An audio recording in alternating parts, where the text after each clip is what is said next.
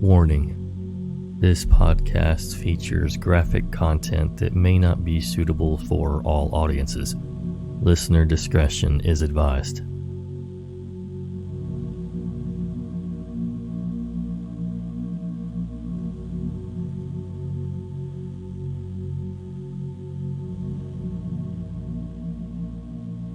Hello again, Nightmare Society, and welcome to another episode of True Horror Stories. Tonight we've got some pretty creepy stories about humans who are some of the, if not the, scariest creatures on Earth, in my opinion, and the most dangerous. So a big thanks to user Minimum Switch, user thatsridiculousdude, user my8andYang, and user female_cactus_. And as always, a big thanks to our Patreon members, and welcome to Maria L, Victoria S, and Victoria L. It is the month of the Victoria, so thanks guys for subscribing and becoming a member and supporting the podcast. We truly appreciate it. And if you'd like to support the podcast, you can find out more at patreon.com/Nightmare Society. You can also support the podcast by leaving us a positive review on Apple Podcasts and following and liking the podcast, as well as our YouTube. We are typically a weekly on Thursday podcast, but it's been hectic around here lately, and for the foreseeable future it will be, as I have two tiny new humans at home. So I'm releasing as often as I can. Check us out on Apple Podcasts, Google Podcasts, Spotify, Stitcher, Podbean, Pocket Cast, etc. Pretty much anywhere you can get a podcast, we will be there.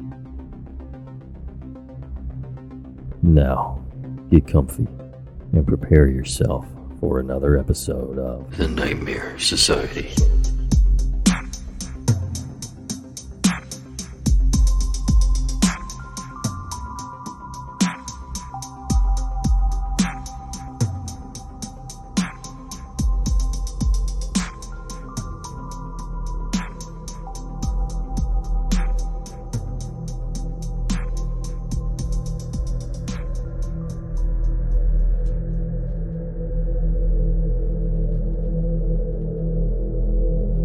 This happened to me when I was 11 or 12 years old, over a decade ago, and I still remember it vividly.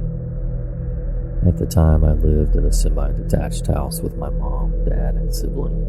It was decent-sized, but the most impressive part was the garden, which essentially had 3 levels. The first level was concrete, the second grass, and the third also grass. I had my trampoline on it. At the very end of the garden was a tree embankment. The area I lived in was somewhat hilly. One morning I woke up to a crackling sound, like a snapped branch. I was worried since a week earlier a tree from the embankment had fallen onto our neighbor's garden.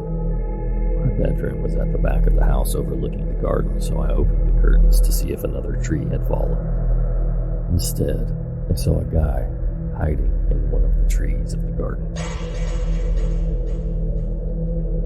He was pale, with blonde hair, wearing all black clothing. He was looking directly at me, presumably because he saw the curtains move. He started smirking and moved his finger in a come here motion.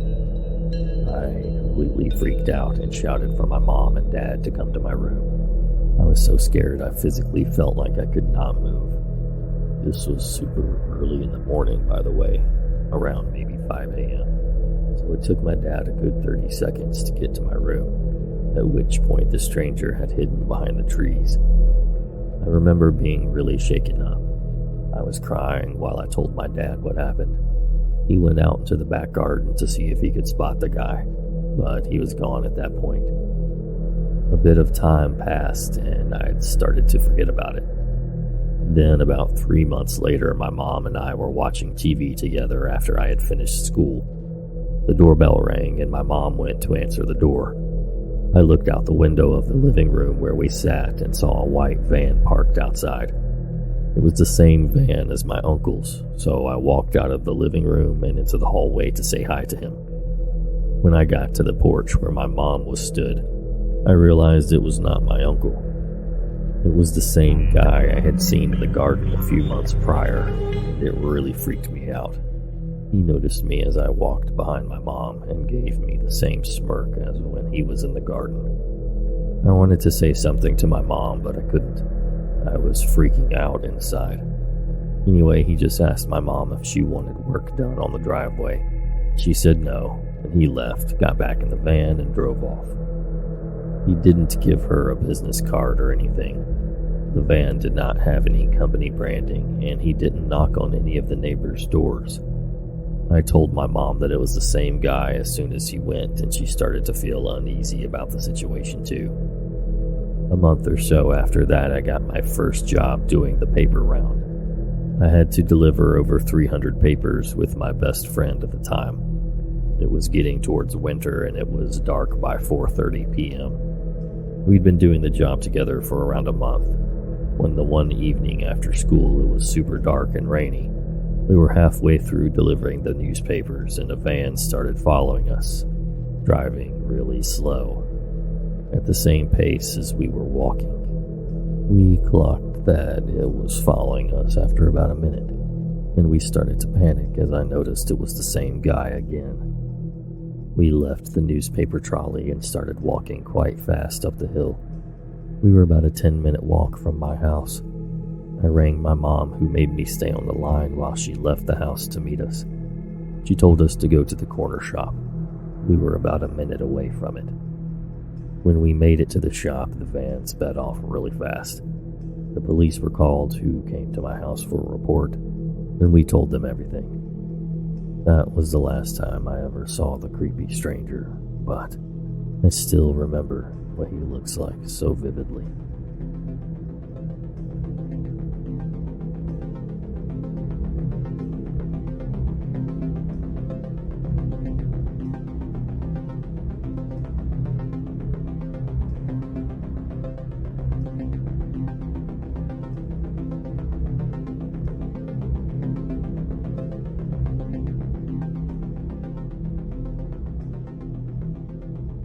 So this happened a few days ago.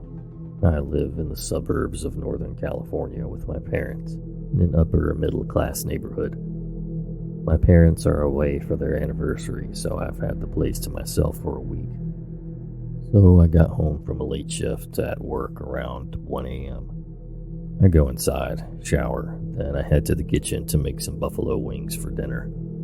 I crack open a beer and sit in front of the TV. I was sifting through movies to watch on HBO Plus when all of a sudden the doorbell rings.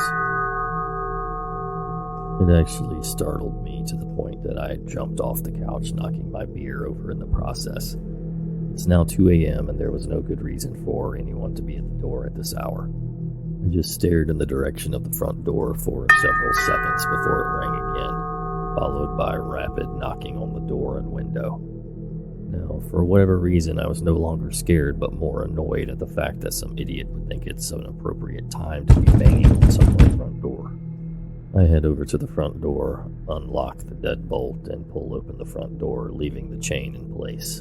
In the heat of the moment, I did not think to look out the window first. I just yanked the door open. Standing on my front porch was a woman, around mid-20s, with long, silky black hair and a purple hoodie with black pants. I said, "Can I help you?" To which she responded with, "Yeah, sorry to bother you so late, but my boyfriend and I are having some car trouble, and our phones are dead. We were wondering if you could possibly let us use yours." She pointed up the street to a dark-colored sedan parked underneath the street lamp and said, "See, that's us right there." Now, had this been any other person, and I'd have said no, but she looked innocent, like she was a college student. I live in a college town, and it wasn't uncommon for college kids to be out late on a Friday night. I asked her where her boyfriend was, and she said he walked to the gas station to see if anyone had a phone there. I pulled my iPhone out and told her to make it quick as I was about to go to bed. She thanked me and said she'd only take 2 seconds. She took my phone and dialed a number and put the phone up to her ear. After a couple of rings, whoever she called picked up, and she says, "Yeah, it's me. I'm borrowing someone's phone." She stopped talking and I could barely make out a man's voice on the other end. Now at this point, I started to feel uneasy. She was taking a lot longer to be done with the phone call and I started to get impatient. The whole time she stood there staring at me with a wide-eyed expression and a creepy smile that looked forced, while this person on the other end kept talking. She finally said, "Okay, bye," and handed me my phone back. She then asked if she could come inside to use my bathroom. I said no and wished her good luck before shutting the front door. Right as I was about to walk away, I heard her laugh and say, "You made the right choice." I looked out the peephole and she was still standing on my porch, but now she had a man standing next to her. He looked to be around her age and was wearing a hoodie and a face mask. The pair then started to circle around my house, banging on my windows and laughing. I did not hesitate to call 911 at this point. They stuck around for several minutes trying to get in through my back door. I had my Glock 19 in hand aimed at the back door with 911 on speaker and was prepared to do whatever I had to do if they got in. They banged on my back door for around 5 minutes before they finally left. I watched them run up the street to that same black sedan I mentioned earlier and take off up the street. The police showed up a few minutes later and took a report. They told me that I was the third person to call them that night reporting a suspicious couple attempting to enter homes. I don't know what they had planned, but I'm inclined to believe it was nothing nice. Moral of the story is never answer the front door at 2 a.m., especially without looking to see who it is first. I learned my lesson that night.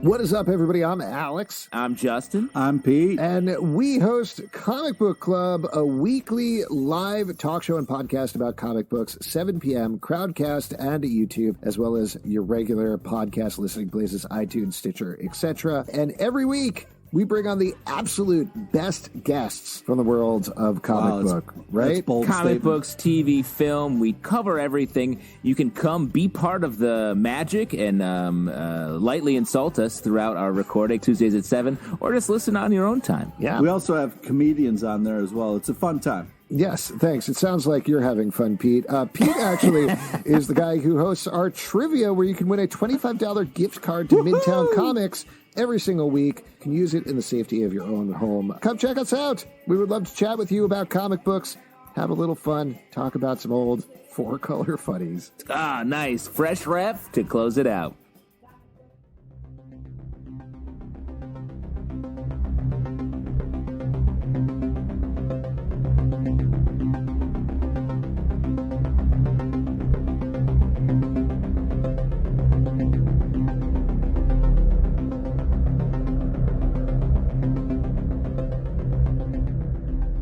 This happened some 20 years ago. I was 20, I think. I was going on a road trip of a sort with a really good friend of mine and his family. Our destination was a concert in a country next to ours, but we would be stopping at night to sleep in the camper we drove in. We hadn't crossed the border yet when we stopped at this first campsite for the night. Now it seemed like a pretty family-friendly and safe place, so none of us had our guards up or anything.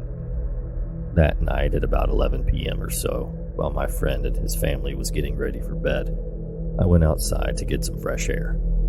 Our camper was almost completely next to the beach, so I went down to the shore to dip my feet and get some much-needed quiet time by myself.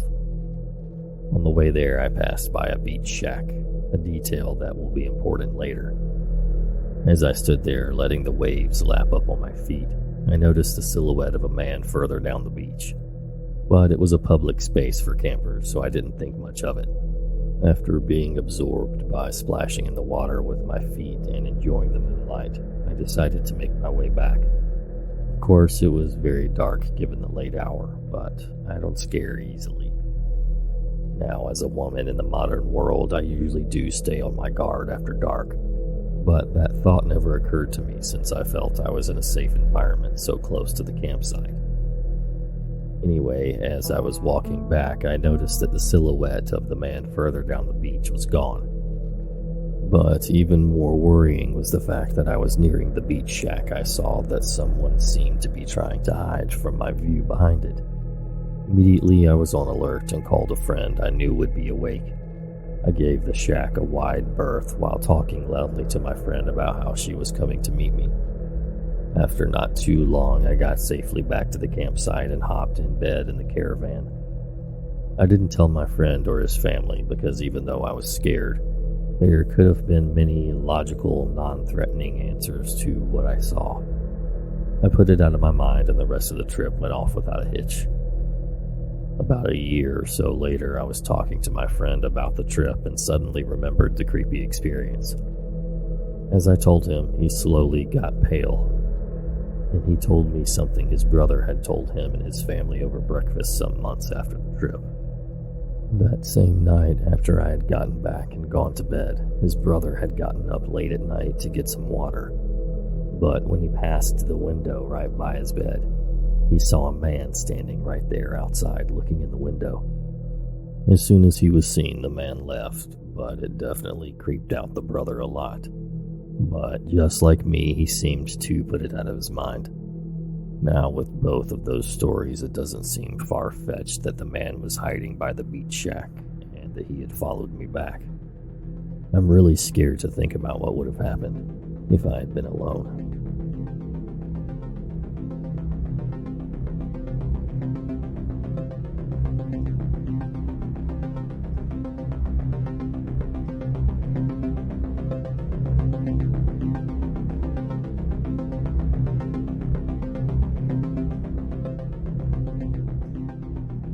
I'm a 19-year-old French student, so please excuse my English. This event happened to me last week. I was heading to my apartment after seeing a friend. I took the tramway at 11:30 p.m. because I didn't feel comfortable walking at night. As soon as I sat down, a man who was already sitting nearby came and sat in front of me. I had a very strange feeling about it, so I told my boyfriend by chat. Then I stood up to get out of the tram, but the man quickly got out after me. He was weirdly following me, not walking behind me, but next to me. I was getting really anxious, knowing something was wrong. So I continued to walk to the avenue I live on. I crossed the road, but he didn't, so I thought it was okay. But a few seconds after, he crossed the road too, and was walking behind me again. Then he passed me and was walking in front of me, so I thought I was just being paranoid and that he was just walking his way too. But near my building, he stopped and waited until I met him. He asked me if I had a boyfriend and all. I told him that I did, and good evening, as polite as I could be. He proceeded to leave in front of me, so I was walking slower for him to be further from me, and to make sure he didn't know I was almost home. I turned into the little pathway heading to the lobby of my building, but I was still anxious about this man, even though he did continue to walk on. I thought I had put my keys in my pocket, but they were in my bag. I was shaking so much that I tried multiple times to grab them. I managed to get them and I opened the magnetic door, but thought of closing the door immediately after me in case the man wanted to follow me in. The door was closed, but the magnetic system wasn't on yet, so he ended up running into it and pushed it violently with these huge, horrific eyes looking at me. The door is made of glass, so I saw everything. That's when I knew I was getting into real trouble, so without even thinking, I screamed as much as I could, and I think that's what saved my life. Immediately, the man ran to me, pushed me hard on the ground, and started to choke me really hard. I was too stunned because I wasn't prepared for such a violent attack.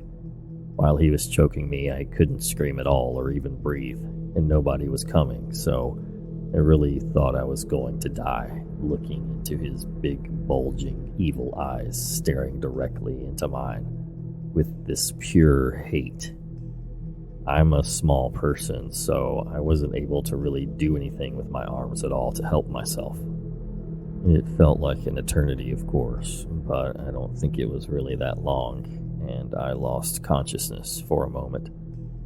When I opened my eyes again, he had just ran out, and I saw the caretaker's wife beside me. The caretaker was chasing after the man, but didn't manage to get to him. He came back and called the police, and they caught the man within 10 minutes thanks to our description. I really don't know why he did that to me, because when he attacked me, he didn't sexually assault me or rob me, which would have been easy. I can't understand that his only goal was to kill me.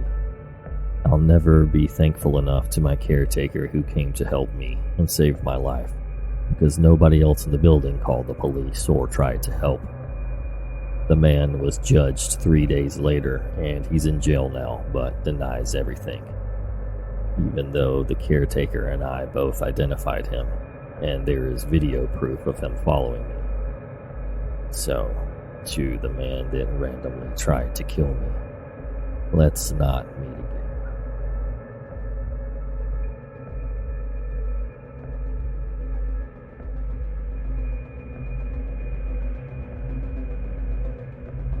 Thanks so much for listening, guys.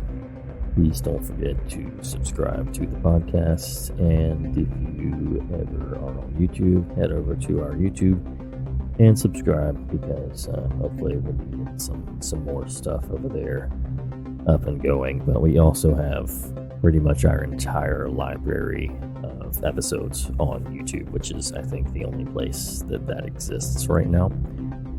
So if you're looking for some older episodes, head over there and check it out.